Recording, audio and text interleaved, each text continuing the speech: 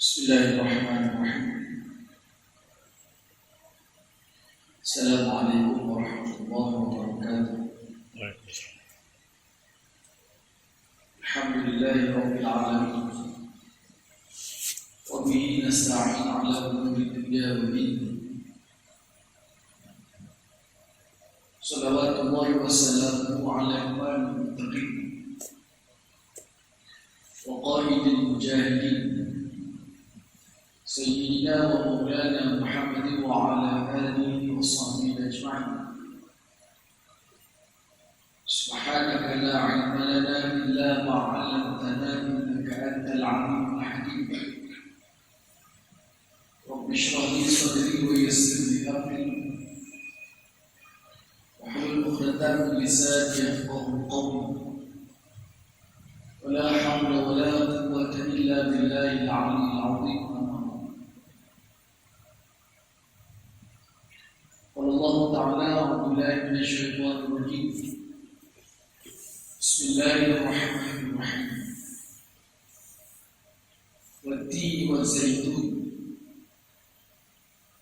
wa turi sinin wa hadzal baladil amin. Wa qad khalaqnal insana fi ahsani taqwim. Thumma radadnahu asfala safilin.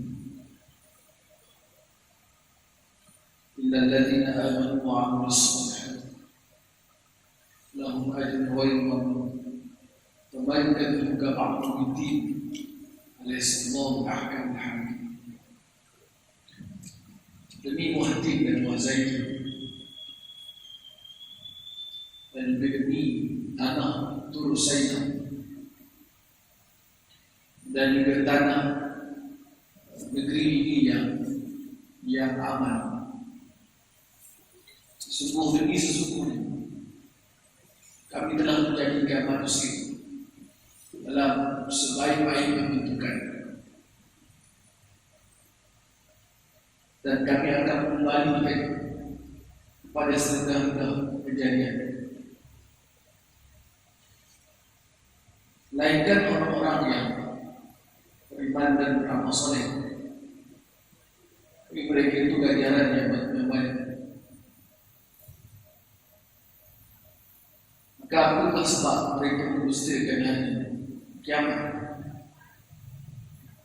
Bukankah Allah sebaik-baik kerajaan yang telah menentukan kerajaan?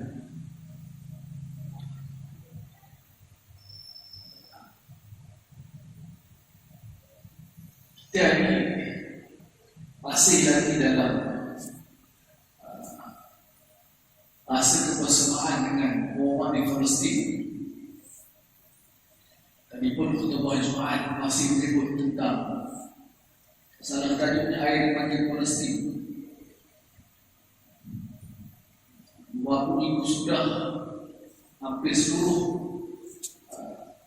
negara kita ini mengadakan himpunan menyatirkan sokongan kepada orang Palestin dan juga bantahan kepada orang Israel yang menjajah tanah Palestin. Tadi saya masuk ke sini pun di pintu gerbang tu ada dua dari Palestin. Yang nanti salah gantung dari lainnya negara lebih kembangnya. Alhamdulillah dari Palestin.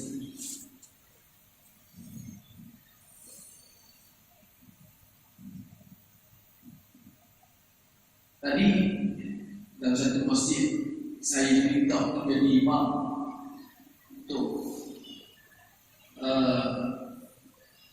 wajibul nazilah. Imam itu saya pun sampai lewat sebagai menguruskan. Mesti saya dapat balik, kemudian dapat masih lewat mesti. Dia minta saya baca dalam sembahyang itu surah akhir surah As-Saff. Katanya saya baca dalam 3 ayat, lalu tak satu ayat penghujung surah As-Saff. Yang penghujung itu menyebut ya ayyuhalladzina amanu kunu ansarallah. Wahai orang yang beriman, jadilah kamu penolong kepada agama Allah. Kama qala Isa bin Maryam lil hawariyin, sebagaimana Isa bin Maryam berkata kepada hawariyin, pengikut-pengikut, man ansari ila Allah, siapakah penolong kamu, penolong aku di jalan Allah? Dijawab oleh Bani Israil ataupun Hawariyun pada masa Bani Israil, nahnu ansarullah, kami lah penolong agama. Ketika membaca ayat itu ada perasaan yang luar biasa, perasaan takut satu. Adakah kita menyahut seruan? Saya lah yang baca pada masa itu. Kita menyahut betul-betul seruan Allah. Bila Nabi Isa sebagai itu contoh ayat awal Allah Ta'ala suruh kita jadi penolong agama, nak tolong mendaulatkan agama Allah. Tapi adakah kita ni benar-benar penolong agama Allah? Jadi ada rasa luar biasa dalam perasaan saya pada masa itu. Dan memang apa yang berlaku di Palestin pada ini adalah satu yang luar biasa, yang kita ada perasaan yang semacam. Cuma perasaan ini dia akan dirasai oleh orang-orang yang tahu punca. Kalau orang tak tahu punca, dia akan tidak ada rasa apa-apa, dia akan ada satu semangat. Bila mana orang semua protes kepada Israel, dia turut protes. Bila orang bersolidariti untuk Palestin, dia akan sama bersolidariti, memberikan sokongan. Orang pakai mafra, dia pakai mafra. Orang sebut hancur Israel, dia akan sebut hancur Israel. Ada yang sebut bahasa Arab tadi, biru, bidam, naflika yaqsa. Sebut kalau kita tahu masuk kita, itu adalah kita bagi emosi yang dibangkitkan oleh suasana. Cuma dalam masa terbatas pada malam ini saya nak cuba bagi sedikit apa yang saya tahu tentang pembacaan saya dalam isu Palestin, dan mungkin tak sama dengan apa yang dikaji oleh orang yang mengkaji ini lain. Sebagaimana kalau kita membaca dan meneliti berkaitan dengan serangan pemikiran, perasaan kita ada semacam masa itu. Kita sentiasa berada dalam rasa kebimbangan. Kalau kita mengkaji lah, kalau kita tak kaji, kita baca, kita membaca sahaja, kita tak rasa apa-apa. Bila kita kaji serangan pemikiran sebagai contoh, serangan pemikiran ini adalah Barat khususnya, termasuk Amerika, golongan-golongan kufar membuat, mencipta ideologi pemikiran. Ideologi ini bagi cara berfikir, teori berfikir. Yang mana teori berfikir ini macam-macam dah masuk ke negara kita. Dunia Islam dengan serangan pemikiran. Tubuh masih Islam, tetapi berfikir cara bukan Islam. Kita baca tadi untuk awal dulu. Bila saya dapat tahu ada guru lain yang baca tadi itu, saya jumpa kepada sirah. Antara yang saya nak sebut adalah serangan pemikiran itu. Ada dalam 2 hari lepas saya terbaca satu blog. Terbaca maksudnya saya tak sengaja baca lah. Di dalam saya mencari maklumat dalam internet, terbaca satu blog yang ditulis oleh, nama blog itu adalah Aku Seorang Bekas Muslim, dan dia punya pengenalan blog itu lah, apa yang istilahnya. Dia kata dia seorang Melayu yang dulu beragama Islam, sekarang telah berubah agama. Sekarang dia telah berfaham etis. Tadi ada kritik situ bila pada kerajaan negeri Inggeris dia ambil kopi surat daripada kerajaan negeri Inggeris yang menyarankan semua masjid mengadakan kulit nazilah, memohon kepada Allah untuk menurunkan bantuannya kepada orang Palestin. 75 tahun dari Palestin diganyang oleh orang Israel. Dia kata minta pada benda yang tadi ada Allah tadi. Kalau ada, kenapa Allah tak tahu? Kenapa bingung saja? Jadi dia bagi justifikasi situ, alasan dia ataupun logik yang dibawa situ. Dia kata bagi saya peperangan ini sampai yang kuat. Siapa yang kuat menang. Jadi dalam peperangan ini dia tak menyokong Israel kan? Dia tidak menyokong. Itu yang nampak orang akan cenderung untuk membaca tulisan dia. Bagi dia kata kehebatan ke Palestin Israel hari ini kerana dia mempunyai senjata-senjata yang satu negara-negara yang berkuasa senjata-senjata besar seperti mereka menjadi penyumbang ataupun memberi dana, memberikan dia bekalan senjata yang cukup. Bahkan Israel adalah sebuah negara nuklir. Dia ada senjata musnah, senjata yang hebat. Palestin bukan sekadar nak cerita senjata, askar pun ada. Askar tak ada di Palestin, tak dibenarkan menumbuhkan rejim-rejim askar, tak boleh di Palestin. Jadi Hamas sebagai sebuah badan parti politik di bawah satu Brigade Al-Qassam. Al-Qassam yang menunjuk Ustaz Al-Qassam, seorang pejuang Palestin zaman dulu yang hebat, dinamakan semangat. Kami semangat itu dinamakan Al-Qassam. Jadi Hamas yang terkini pada tahun 2014 kan, atau 2010 dia mereka cipta senjata sendiri. Lalu hari ini barulah rasa sesuai untuk digunakan senjata ciptaan dia, sehingga mereka dengan komando-komando dapat masuk ke bumi sepadan Israel dan menyerang dan membunuh beberapa tentera-tentera Israel. Dan akhbar Barat dia untuk menguasai dunia ini pada zaman moden adalah menguasai media. Jadi kalau kita tengok media, CNN proksi Israel, BBC proksi Israel, media koleksi. Kebanyakan media-media baik dia adalah proksi Israel. Proksi maksudnya geng Israel. Artinya wakil-wakil Zionis, wakil-wakil Zionis. Jadi diberitakan berita yang bukan sebenar. Ditunjuk kematian di pihak Israel, tak tunjuk kematian di pihak Palestin.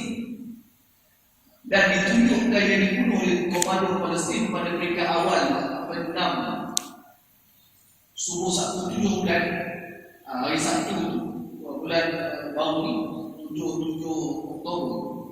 Permulaan apa ni kita panggil Taufan Al-Aqsa. Ditunjuk kematian orang yang berpakaian awam. Cuma bila kita baca dalam media yang pro kepada Islam, bukan pro kepada Hamas, dia pro kepada Islam. Jadi Hamas Islam, jadi dia campurkan yang sepatutnya tidak. Orang yang ditembak yang duduk di sepadan, majoriti ataupun boleh kata semua lelaki, orang dewasa lelaki yang berada di sepadan itu adalah orang yang terlatih dengan ketenteraan atau kita panggil sebagai askar sepadan. Tapi kalau bagi kenapa dia berhenti nak tembak, berhenti nak masuk dulu. Jadi mereka ini bukan orang awam. Jadi benda ini yang tak sampai kepada masyarakat ini sebab media itu dikuasai oleh kursi barat.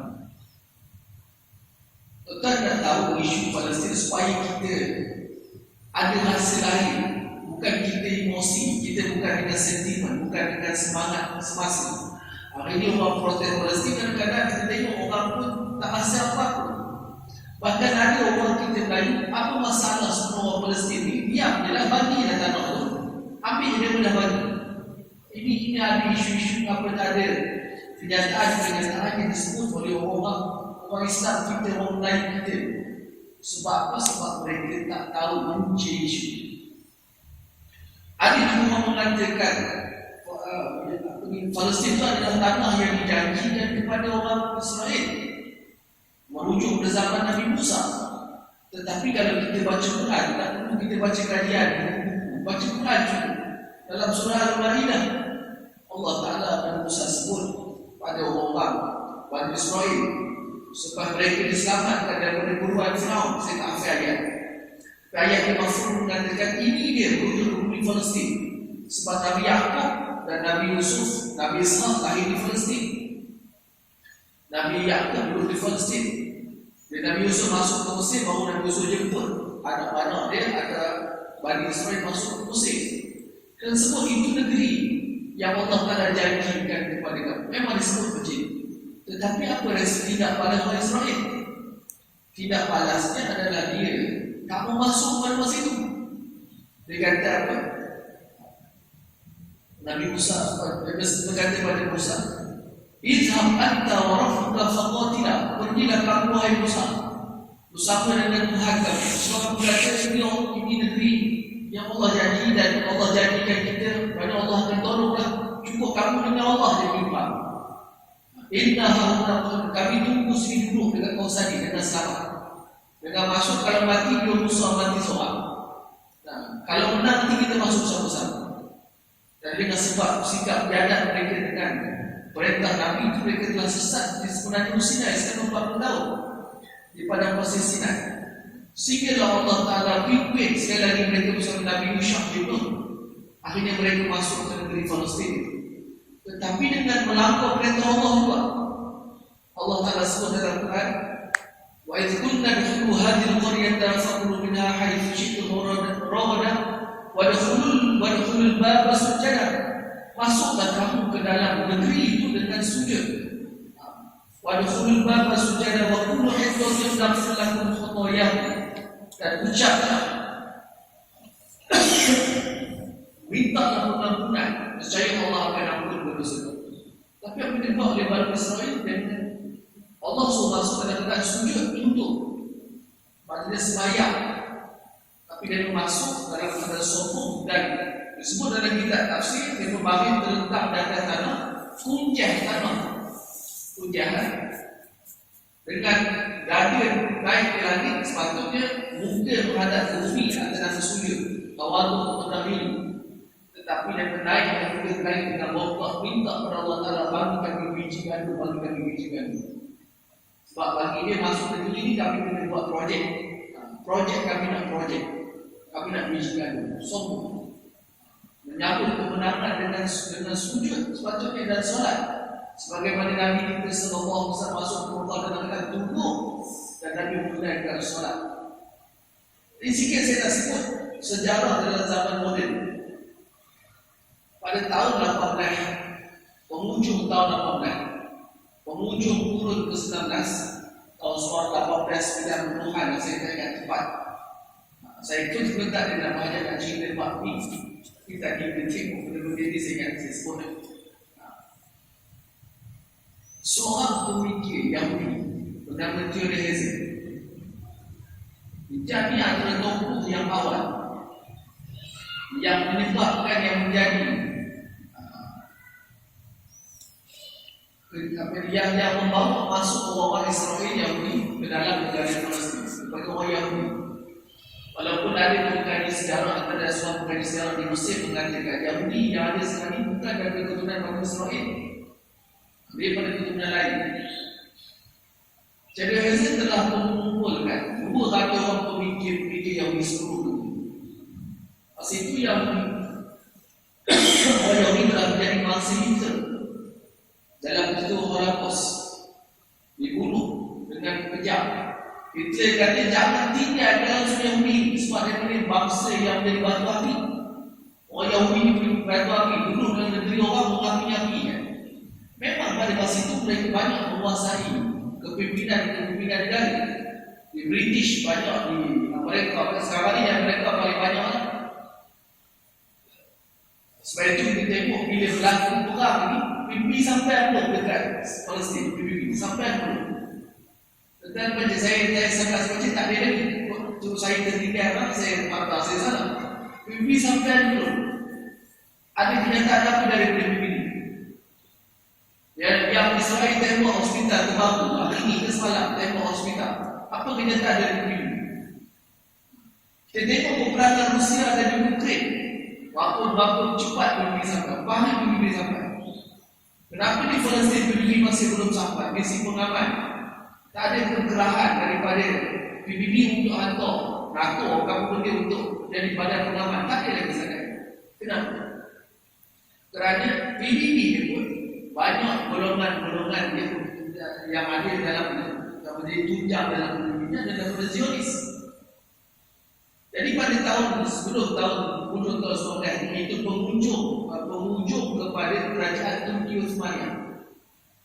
Iaitu pas itu Turki Utsmania dipanggil Nazar sebab banyak krisis konflik dalaman, banyak hutang, pemimpin yang lainnya yang banyak minum mabuk, zina dan sebagainya. Orang Islam. Jadi dia hampir tumbang. Sebab Allah Ta'ala kata kerajaan ini Allah Ta'ala bagi kepada yang Allah Ta'ala buat. Semenjak pada zaman Nabi sampai tahun 1924 itu zaman Islam memerintah dunia. Tetapi pada tahun 1924 secara rasmi Islam tak ada lagi menaungi dunia.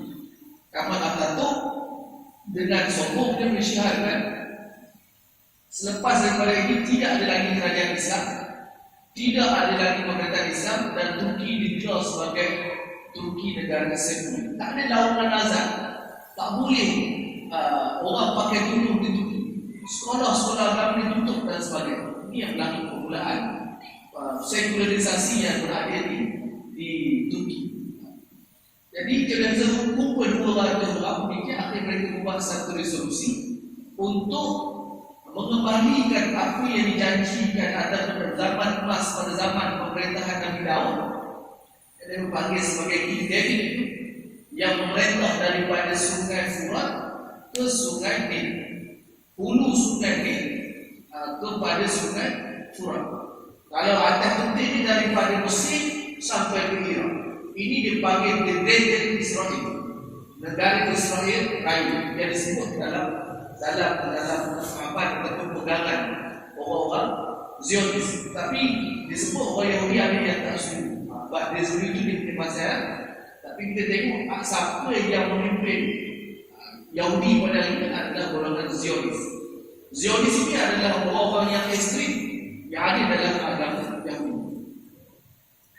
Jadi bila dia buat cadangan, akhirnya dia telah bertemu dengan Sultan yang memimpin Turki Utsmania pada masa itu.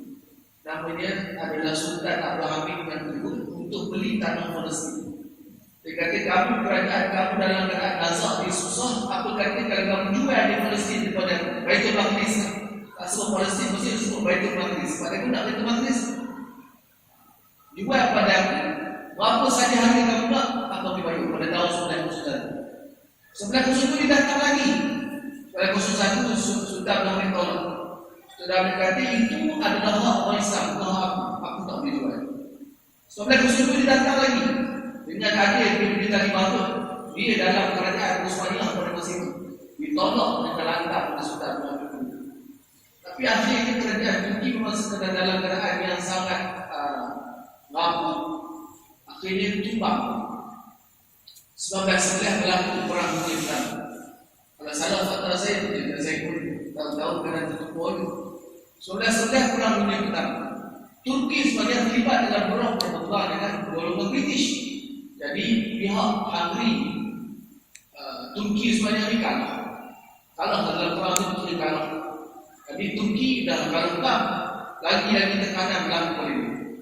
Pada tahun 1916 masa itu orang-orang Barat telah mula masuk menjajah negeri-negeri, negeri-negeri dalam pemerintahan Turki Utsmania. Orang British, orang Perancis masuk dalam, termasuk kita di Malaysia, British masuk di Malaysia untuk melemahkan kerajaan Turki. Dan pada masa itu ada seorang pemikir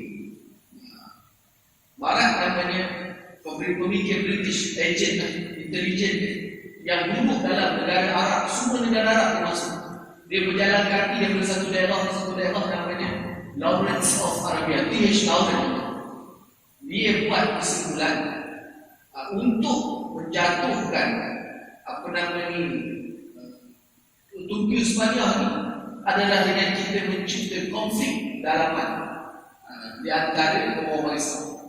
Jadi pada tahun 1916 kementerian satu perjanjian sulit antara Perancis dan juga British yang dinamakan dengan perjanjian Sykes-Picot.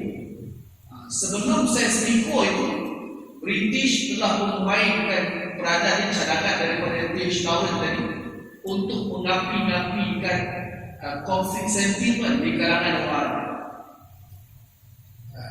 Lawrence kata ada dua benda yang boleh menjadikan muara boleh berubah seterusnya. Pertama adalah sentimen keturunan bangsa. Satu lagi adalah sentimen mazhab atau kita panggil sektarian mazhab. Lalu dicadangkan British berjumpa dengan Gubernur Mekah namanya Sharif Hussein dan bagi tahu Sharif Hussein untuk memberontak kerana kamu mengharap duduk bawah pemerintahan diperintah dijajah oleh Turki berharap satu. Jadi diapi di negara-negara yang di situ di Syria dan sebagainya untuk mati. Satu sebenarnya marah termasuk Yaman. Kemudian dibangkitkan lagi sentimen mazhab. Kamu Salafi, takkan ada duduk bawah mukhalaf. Orang yang Asy'ariyah itu bagi sebab itu orang yang ada di Turki. Sentimen pun dinaik. Yang paling besarnya adalah sentimen bangsa. Jadi Arab bangkit. Jadi panggil dalam sejarah ditulis revolusi Arab. Kita boleh cek dalam Google. Kalau saya salah sebut tu boleh dibetulkan dengan macam saya pun baca berita dalam. Jadi apa yang dia ingat. Jadi dalam revolusi Arab. Dari semangat balik. Jadi apa yang kamu tak ada kamu nak kembali. Apa yang kamu tak ada kamu nak kembali. Kamu tak ada senjata kamu nak kembali senjata. Tak cukup kamu nak kembali duit. Jadi kamu bangkit tunjukkan Nabi kamu marah. Bangsa kamu bangsa Arab tiba-tiba kamu duduk bawah terwujud Turki. Akhirnya pula pemberontakan negara Arab menentang Turki Utsmaniyah untuk memerdekakan tanah Arab daripada cengkaman Turki. Pada tahun 19 berlaku perjanjian Sykes-Picot. Perjanjian Sykes-Picot ini Sykes adalah wakil daripada British, Picot wakil daripada Perancis. Dan berbincang buat sepakat mengatakan kita akan bahagi dua sebenarnya Arab. Satu bahagian diberi kepada British termasuk kawasan Israel dan Palestin. Satu kawasan akan dibagi kepada Perancis termasuk Arab Saudi dan sebagainya. Jadi bila tengok situ, bila Sharif Hussein tadi dijanjikan oleh British, tak salah saya jumpa dia Henry McMahon, tak salah jumpa dengan Sharif Hussein. Kamu kalau berjaya dalam revolusi ini, kami akan nanti kamu pemimpin. Jadi habis berlakulah pemberontakan. Berbunuh-bunuh orang Islam sama orang Islam dengan senjata yang dibekalkan oleh orang Barat khususnya British. Konflik satu buat, konflik ini tak ada awal yang tak ada. Tak ada konflik itu. Tetapi konflik itu dicipta oleh orang British yang jadi kuasa besar dunia pada masa itu. Pada tahun 1917, Parlimen British telah membuat satu deklarasi Balfour. Orang putih sebut Balfour lah. Saya baca Balfour, saya tak panjang putih. Deklarasi Balfour yang dibawa asasnya oleh Sir Henry Rothschild kat sana. Bagi tahu yang Parlimen British telah memperuntukkan, sebab tadi dah bagi kan 16 Palestin ni mahu jajahan British walaupun belum menang secara mutlak lagi. Lalu sebab British telah masuk ke negeri-negeri itu dan nak bagikan satu tanah di kawasan Palestin untuk orang Yahudi. Tak bawa balik orang Yahudi jadi imigran, pelarian ataupun imigran bukan pelarian, imigran. Orang pendatang dulu orang, tapi dulu kan dah dapat kelayakan dan sekolah ataupun dapat seperti tetap dan dipindah kembali ke negeri di Palestin. Jadi berlakulah pemindahan ke peringkat-peringkat pada mulanya negara Arab tak perasan. Negara Arab tak perasan diangkat orang Yahudi British bagi tahu dia datang untuk sembahyang, untuk ibadat dekat sinagog dan temple suci. Jadi memang pada berita dikunjungkan tiga agama, orang Islam Masjid Al-Aqsa, orang Kristian di gereja menang setengah gereja itu, dan juga orang Yahudi di temple suci kita nampak dalam botol baru. Jadi tujuan dia dalam proses Picot itu juga adalah dapat pemetaan bagi negara.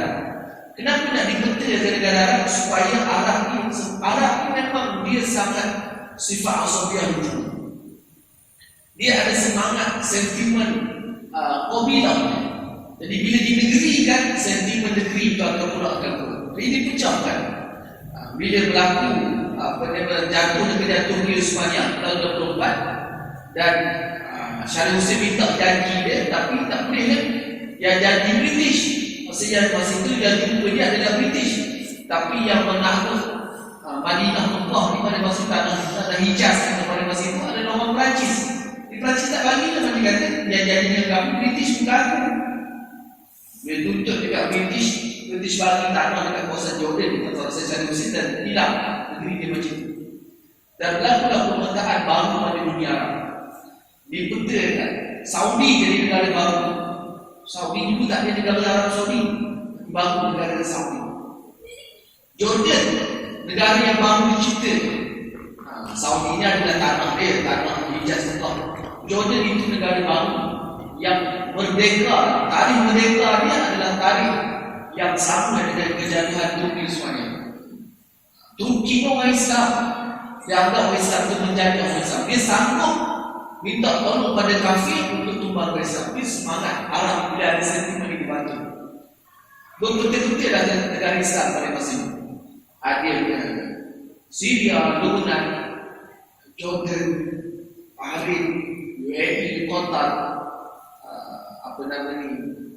Yaman, Mekah, Saudi dan sebagainya. Itu berlaku. Dan tahun 1941, 40 berlaku perang dunia kedua. Perang dunia kedua pada 45 tamat perang dunia kedua. Pada 1945 bermulalah memasukkan orang-orang Yahudi ke dalam negeri Palestin secara formal. 1948 PBB isyaharkan yang Palestin atau Israel adalah sebuah negara baru. Banyak negara yang tidak setuju termasuk negara kita Malaysia. Dan bermula pada 15 Mei 1948 itu berlaku peristiwa Nakbah. Nakbah ni maksudnya pengusiran orang-orang Palestin daripada tanah air sendiri. Kalau kita ibarat kata kita orang Melayu, orang putih ni contoh ambil dalam mereka bawa orang luar letakkan negara kita ni, orang itu halau kita. Dan kita nak tengok saja. Ini tanah kita dah berapa 7, 10, 20 keturunan untuk di sini. Kita benar-benar halau tu. Ini yang berlaku pada 1948. Bermula 1948 sampai ke hari ini telah genap 75 tahun. Orang Yahudi menghalau orang-orang Palestin daripada negeri dia sendiri. Tuan-tuan bertengok dalam peta pada tahun 1998 dan sekarang ini peta 2023. Berapa banyak lagi tanah yang ada hak milik orang Palestin? Tak ada, sikit sangat. Hanya ada di tepi barat sikit dan ada di semenanjung Gaza sikit. Yang lain semua telah jadi hak milik orang Palestin atau Israel.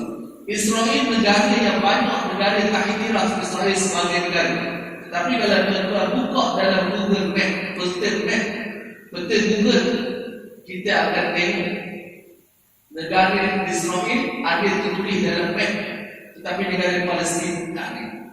Sedangkan Palestin adalah negara berdaulat seperti hari ini. Itu berlaku pada 1948. Apabila 1948 berlaku beberapa seri peperangan. Antara yang terawal pada tahun 1997 nama peperangan Sintah Oktober, peperangan 6 Oktober. Masa itu negara-negara Arab bergabung untuk perang, tetapi kalah. Mesir terlepas Sinai, Syria terlepas Bukit Golan. Tapi lepas pada itu, pada tahun 2023 dibuat peperangan sekali lagi. Masa itu dikatakan ramai tentera berperang. Tentera gabungan Islam menang. Mesir dapat balik Sinai. Sinai ni pada pasir yang tempat Nabi Musa sesat, Nabi Musa sesat. Di Sinai ada bukit turus, bukit apa ni, Jabal Musa. Nabi Musa terima wahyu. Israel nak tu. Sebab ada kaitan dengan sejarah Nabi Musa. Dia kata Yahudi. Sedangkan Nabi tak pernah Nabi Musa pun. Banyak kali melawan Nabi Musa.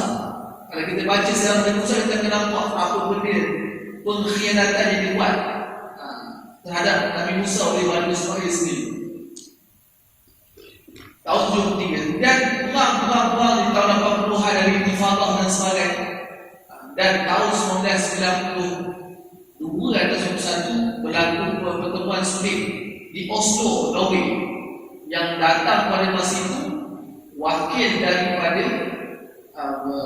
Ustaz Shimon Peres, Perdana Menteri Israel, Yasser Arafat daripada Palestin, dan disaksikan oleh menteri daripada Norway di Oslo. Kemudian dinamakan perjanjian itu Perjanjian Oslo. Sebelum daripada itu, pada tahun 78, Mesir yang dia tak nak ada masalah dengan Israel, tahu Israel ni ada bantuan, ada sokongan daripada mereka, dia telah membuat perjanjian yang tidak diiktiraf oleh orang Palestin, iaitu namanya perjanjian King David. Tinggal King David di Mesir dengan Israel. Tapi bila dalam keadaan macam itu, Yasser Arafat telah bersetuju dengan perjanjian Oslo. Apa hasil perjanjian Oslo? Perjanjian Oslo adalah perjanjian yang memeteraikan satu keputusan two-state solution, penyelesaian dua negara. Pada sebahagian negara ini diserahkan kepada orang Arab, sebahagian daripada tanah Palestin diserahkan kepada Yahudi. Yahudi kena Palestin kena iktiraf Yahudi, Yahudi kena iktiraf Palestin. Lebih kurang macam itu. Dua kali perjanjian. Pertama ditandatangan di Washington depan Bill Clinton tahun 1993. Sekali lagi ada yang buat di Mesir, di Tabah Mesir, kurang macam itu. Perjanjian Oslo itu. Tapi masih inilah Syekh Ahmad Yassin dengan tegas mengatakan kami tidak mengiktiraf perjanjian Oslo. Kerana kalau kita iktiraf, seolah-olah kita mengiktiraf pendudukan haram, pencerobohan orang-orang Yahudi terhadap negara Palestin. Lalu Hamas kata kami tetap akan berjihad sama ada menang atau mati syahid. Ini yang dikeluarkan slogan oleh orang Hamas. Sampai kali ini berlaku peperangan perjanjian pada tahun 2015 katanya. Mula ada perbincangan sulit antara mereka dan Israel. Pada tahun 2017 bila Donald Trump naik sebagai menteri, diisyaratkan satu perjanjian baru namanya the Deal of the Century. Atau Arab panggil Safaqatul Qarni, atau cakap Melayu kan? Perjanjian senturi kurun. Perjanjian kurun ini yang dibuat antara mereka dan beberapa negara lain, antaranya Mesir dan juga Jordan yang terlibat dalam perjanjian. Apa perjanjian antara dalam perjanjian Deal of the Century nak buat pemetaan baru kepada orang-orang negara. Antara arkitek yang terlibat yang besarnya, tuan-tuan mesti ingat nama Condoleezza Rice. Di situ jadi SU apa nama ni yang mereka panggil SU ni, tapi SU pun ada mesti. Jadi Condoleezza Rice pada zaman apa nama itu Obama dia naik saja Donald Trump, antara benda yang boleh diisytiharkan Donald Trump oleh nak memindahkan ibu negara Israel daripada Tel Aviv ke Jerusalem. Jerusalem di Baitul Maqdis lah. Jerusalem itu cakap orang Israel, kita panggil Baitul Maqdis ataupun Al-Quds, yang di situ adanya Masjid Al-Aqsa. Deal of the Century ini sangat bahaya tuan-tuan. Dia nak buat pemetaan baru bagi orang, bagi negara. Yang inilah projek yang sedang berjalan pada ini. Disebut dalam perjanjian itu, mereka meletakkan 8 tahun tempoh yang diperuntukkan untuk buang semua orang-orang Palestin daripada tanah Palestin. Buang halau semua orang-orang Palestin daripada tanah Palestin. Dan hari ini memang sepatutnya kita sebut Deal of the Century, kita sebut supaya orang tahu perjanjian antara Israel, Amerika dan beberapa negara Arab yang mula membuat normalisasi terhadap Israel. Apa maksud normalisasi? Maksudnya menerima mengiktiraf Israel sebagai sebuah negara. Antara yang terawal siapa dia? UAE dan Mesir.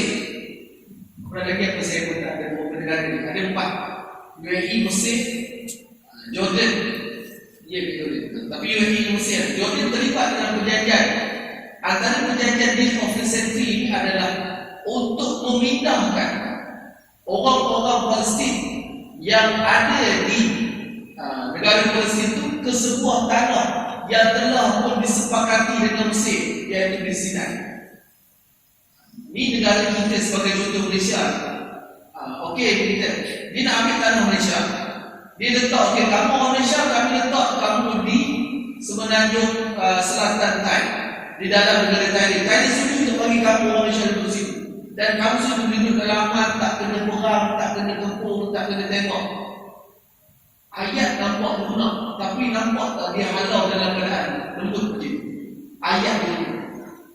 Tapi Mesir telah bersetuju. Dan memang di Mesir ada wartawan yang boleh menyebut tentang Safatul Qarni ataupun End of the Century, pemetaan, perjanjian untuk buat pemetaan baru bagi negara. Dia target 8 tahun daripada 2017. Kalau kita cerita 2017, 18, 19, 20, 21, 22, 23, 24, 25. Ataupun kalau kata 2017 itu startnya, 2017, 18, 19, 20, 21, 22, 23, 24. Tahun depan sasaran mereka, atau tahun 2025 sasaran mereka, seluruh tanah Palestin termasuk Masjid Al-Aqsa akan kosong daripada orang Palestin. Baru ni ada orang sebut di Palestin dikata ada orang Islam yang wise di Palestin, di Israel, asal tanah Palestin, di negara Israel ada orang Islam. Ya memang ada orang Islam, bukan orang Yahudi Islam tu. Itu orang Arab Palestin yang tak mahu keluar daripada negara itu, yang terpaksa mengambil apa ni kerakyatan Israel. Tetapi dia punya Allah tak boleh buat. Kalau ada tanah tak boleh buat rumah, kalau ada rumah tak boleh besarkan. Itu kalau berjalan kita lalu dekat jalan highway, jalan yang kecil-kecil, ada sekatan-sekatan. Matlamat dia sesuai dengan rumah. Kalau tambah rumah di bawah, ini apa ni, excavator, bulldozer, sonok rumah. Dah sonok rumah itu, upah bulldozer itu, tuan rumah kena bayar. Ini antara yang didedahkan dalam oleh Profesor Bukhari dalam sudut apa tadi, dalam model Aqsa. Dan level dan target dia sangat dekat. Kalau kita kaji, kalau kita baca End of the Century, saya ada kawan saya buat dulu. Kalau nak saya boleh share dengan Ustaz Dan. Tuan-tuan boleh beli e-book yang ada di mereka, satu buku yang dia kaji, dia baca, dia kaji, dan saya yakin dengan kajian dia terlibat di banyak di kawan yang Mesir tu. Dia tengok macam mana perjalanan End of the Century yang sangat menurun. Jadi kita tengok memang kita kan sekali media barat mengatakan Hamas yang memulakan peperangan. Tetapi kita janganlah jadi macam orang yang buta dalam terang, orang yang buta dalam celik. Kita kena ingat Ramadan yang terbaru ni, apa dia buat di Masjid Al-Aqsa? Apa yang Israel buat di Masjid Al-Aqsa? Israel dia serang, dia kena tahu betul. Kalau kita buat, kalau kita kata inilah, ni sini tepi barat dekat sini. Sini dah senang, tepi barat dekat sini. Sini Aqsa, sini di Gaza. Sini tempat ni Israel punya ni. Yang tepi barat ni dengan Gaza ni dekat hampir 80 km lebih jarak. Jadi kita tak dapat berkomunikasi antara satu sama lain. Tapi bila tahu je sini diserang, tindakan akan dibuat oleh golongan Hamas. Sebab Hamas bukan mempertahankan Gaza. Hamas pertama dia mempertahankan kesucian Masjid Al-Aqsa. Kerana menurut pahaman Yahudi, di bawah Masjid Al-Aqsa itu adalah ada saki-baki pembinaan Haikal Sulaiman. Haikal maksudnya kuih. Dia kata Nabi Sulaiman buat kuih. Nabi Sulaiman ni buat, Sulaiman dia rajin kayu. Dia nak buat istana, mengikut riwayat. Allah Ta'ala saya tak pasti Israeliat, tidak ada cerita. Jadi dia nak bina balik sebab nak menunggu dia Mesiah. Mesiah ni apa ni? Dajjal. Al-Masih Dajjal sebelah Tuhan. Dia nak menanti kemunculan Dajjal. Dajjal dia adalah pemimpin yang ditunggu-tunggu oleh orang Yahudi. Dan Dajjal dia jadi pemimpin dia dari istana dia. Istana di mana? Istana itu yang Nabi Sulaiman buat tu. Nabi Sulaiman bukan buat kuih, bukan buat bangunan dia. Tempat ibadah kuih tu. Jadi ini yang kita tengok pergerakan End of the Century yang kita pasal yang memang saya ingat kali ini sehari demi sehari Gaza itu telah pun berjaya dijajah kita panggil oleh golongan Zionis Israel, dan kita yang jauh sampai kita boleh berikan semangat bantuan, kita jangan putus untuk berdoa. Jangan berhenti untuk berdoa. Sendiri-sendiri boleh. Kerana kalau benda ini berjaya, jadi kita kena buat babai kepada Masjid Al-Aqsa. Babai yang Masjid Al-Aqsa. Masjid Al-Aqsa ini adalah kiblat pertama Nabi. Sebelum Nabi, Allah Ta'ala perintahkan untuk alih kiblat daripada Masjid Al-Aqsa ke Masjid Haram dalam surah Baqarah cerita depan. Tadi saya baca wati di Zaitun. Wati merujuk kepada negeri Syam. Syam ini Palestin, Lebanon, Syria, Jordan, itu tanah Syam. Zaitun, Allah Ta'ala berfirman dalam tafsir juga, Zaitun merujuk kepada tanah Baitul Maqdis, kerana di Syam banyak buah tin. Di Baitul Maqdis banyak buah zaitun yang baik, buah zaitun, kualiti buah zaitun keluaran daripada kawasan sekitar tanah Baitul Maqdis. Kemudian Waturi sini Bukit Tur Sinai merujuk kepada Jabal Musa, tempat di negara Mesir. Kemudian disebut wahadzal baladil amin merujuk kepada Mekah dan Madinah, Allah Taala sebut. Jadi inilah dikatakan, dikaji oleh orang-orang Zionis, yang inilah peta baru yang mereka nak cipta sebagai the greater Israel, ataupun sebagai pembentukan sebuah negara Israel. Dan jadi benda ini benda yang realiti sebenarnya kalau kita tengok, dengan berlakunya macam-macam konflik yang dibuat oleh Barat, antaranya Arab Spring, pembunuhan di Syria, pertemuan Syiah dan Sunni. Sebelum daripada itu, Syiah dan Sunni di Syria tak ada masalah. Di Iraq sebelum mereka datang, Sunni dan Syiah tak ada masalah. Di Yaman, Sunni dan Syiah tak ada masalah. Tapi dibuat benda-benda dicipta oleh orang-orang tadi disebut dalam peta pelan deal of incentive untuk berjaya.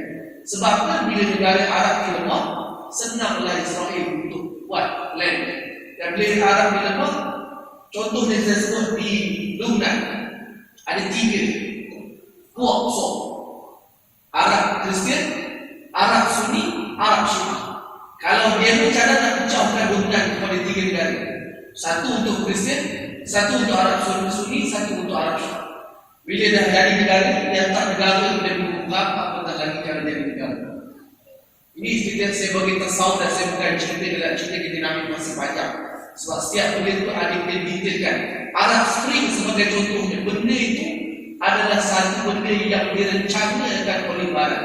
Sebab bila kita tengok negara Mesir, Syria pada masa itu, Libya, Yaman, Tunisia, ini 5 negara yang sangat kuat menentang negara antara yang tak bersetuju dengan membangun perjanjian yang ada di Israel. Jadi dengan tumbangnya kerajaan-kerajaan lemah daripada negeri ini sampai sekarang ini masih berperang. Jadi kita tengok dengan mudah deal of the century, pemerintah bangun dunia Arab dan untuk mewujudkan sebuah negara Israel Raya ini nampak macam mudah bagi pihak Israel. Dia bukan isu orang Arab, dia bukan sekadar isu kemanusiaan. Bagi kita orang Islam, dia adalah isu akidah, kerana mempertahankan kesucian kiblat bagi orang Islam, kiblat pertama Nabi sallallahu alaihi wasallam. Allah Taala bersuara, Allah musta'alina fi duha al-arifin warzuqna fahman nabi wa idhal salim hadha al-malaikati al-muqarrabin ya fattah bi'al mustaqbal duha al-arifin wa sallallahu ala sayyidina Muhammad wa ala alihi wa sahbihi wasallam. Alhamdulillah rabbil alamin. Assalamualaikum warahmatullahi wabarakatuh.